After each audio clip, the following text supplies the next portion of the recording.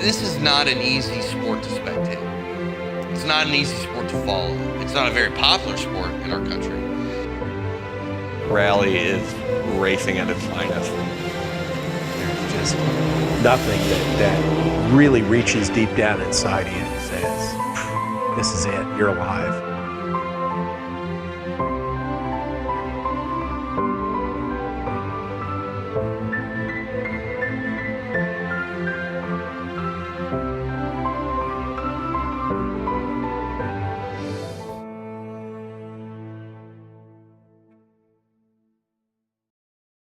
My name is Nate Ellis. I drive the Whiskey Throttle Rally Team car, the 2000 2.5 RS Subaru. My name is Elliot Sherwood. I'm a co-driver for Nate Ellis with the car behind us, number 321.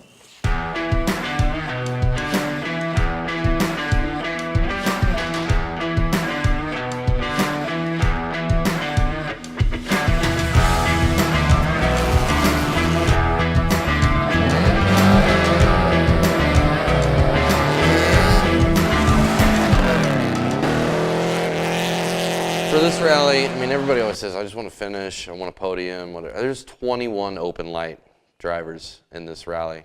2 years in a row now, we have not got a chance to hit the cattle guard. I would say I'd like to see top 5 finish for 100 Acre 2018. You know, there's a lot of fast open light drivers, real great builds with their cars, a lot of time, effort, money put into it.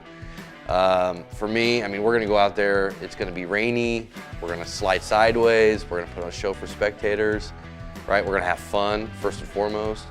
And if we get top 5, then, you know, that's a bonus for sure.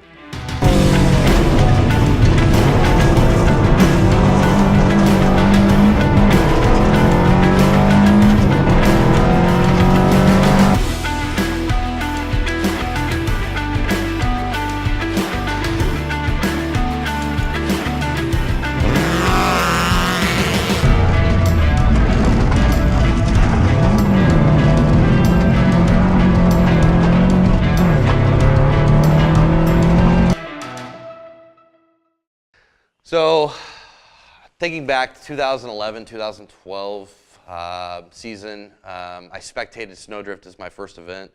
Absolutely fell in love with it. Right prior to that, there was a lot of local rallycross events, SCCA events that were put on, rally sprints and things like that.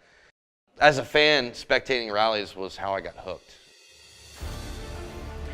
I bought a car very similar to that one back in 2005, and I found someone through social media that was doing rallycross. And I've met a lot of people through rallycross, people either that built cars for rally or ended up crewing for the teams, and ended up crewing for a team for a couple of years just through doing rallycross. So that's how I got started.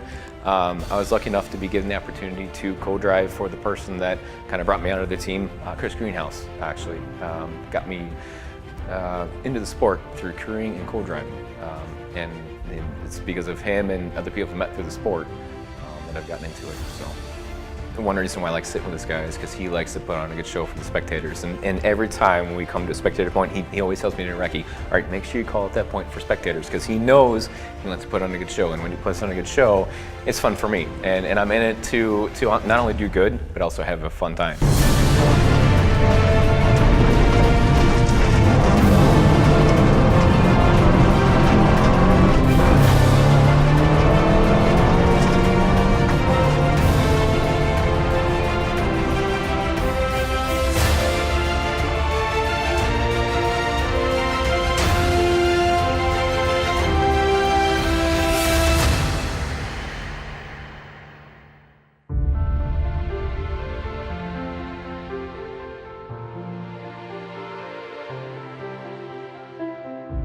I work for a hydraulics company. We service mainly the industrial segment for high pressure hydraulic equipment. You think of like the units in your garage, like 2 to 4 post lifts, hydraulic units for snow plows, high tonnage cylinders. My official title is supply pole engineer. My background is mechanical engineering, and I've been around manufacturing and quality, continuous improvement, sourcing, kind of all over the place. I manage a advertising sales team for a digital online marketing company. That's my full-time 40, 50-hour a week job. I own a business on the side, sells used cars, licensed dealer. I buy and sell used Subarus. It's kind of the fun job. It pays for a lot of what I do with Rally. To be honest, if I could do Rally full time, that would be the ultimate dream for fun, because if you like what you do, you never work a day in your life. Because I can't, I do things like, like mountain biking. I do that, year round. Skiing, I'm a big advocate of that. I can't do it all the time either. Just, living in the Midwest, there's not a lot of places to do that. So anything outdoors, really. And so being stuck in the Midwest is good for rally, because there's a lot of rallies close to me, close-ish, within 8 to 10 hours.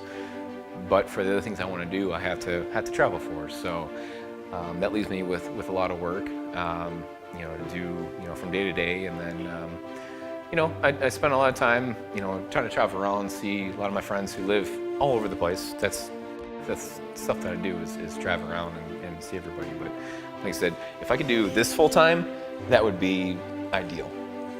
But I can't, so. I like cars. I like tinkering with cars. I like working on cars, fixing cars. I like guns, shooting guns, hanging out with my family, my friends. Any type of motorsports, anything that has a motor on it, goes fast. I love to kart. It's a ton of fun.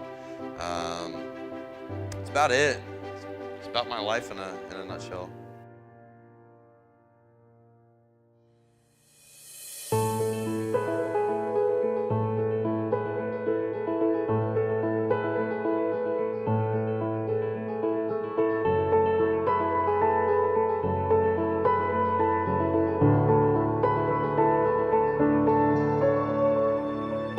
Yeah, so I have been happily married for 11 years now to my high school sweetheart, Amber. I have 2 kids. I have an 11-year-old son, Connor. I have a 3-year-old daughter, Maddie. Absolutely just adore my family. They're huge fans of what I do.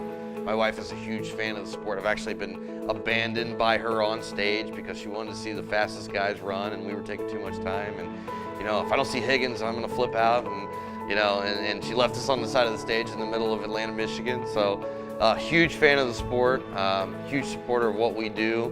My kids are definitely huge fans of what we do. We got a little Whiskey Throttle Rally team shirts for them. But yeah, my family is definitely, I couldn't do this if I didn't have my wife and my kids supporting me. So. I think one of the biggest ones is the fact that I was still going to school when I started. And so trying to get time off from school, working with my professors, especially with school assignments, exams, homework assignments, labs, trying to get time off from that and not failing classes at the same time. Being in college, it's the best days of your life, but also the poorest, from my experience. And I made it work as best I could. But it was difficult because missing 2 or 3 days of classes, especially in engineering school, puts you back, it feels like forever. And trying to get caught up with that was very difficult. But entirely worth it. I've made some great relationships along the way, and for the most part, my professors were understanding. Not all of them. I had to kind of make up a lot of the work, but over the years, made it work. So that's probably the biggest hurdle I've ever had. I had the chance to race in Lithuania a couple years ago, and one of the best experiences I've ever had. I wouldn't trade it for anything. I would do it again, knowing what happened would happen no matter what. But we kind of had this curse surrounding the team. We kind of broke a lot, which is part of developing a new chassis, especially in an environment that it's not used to being raced in. We traveled halfway around the world to Lithuania and raced someone else's car in a podium finish car. Within the first 2 kilometers, we ended up seizing up the engine. Again, we flew halfway around the world to race in this international race, the only American team in this rally, and great experience. I would do it again in a heartbeat. The crew that we had was fantastic. The car was phenomenal. Just unfortunate circumstances, and that's how it ended up. And I kind of blame myself sometimes when we DNF mechanically, because I think I still carry that curse. And so I do apologize in advance if that ever happens again. But that's It's a breaker curse. You can tell it's breaker because of the way it is. because of the way that it is.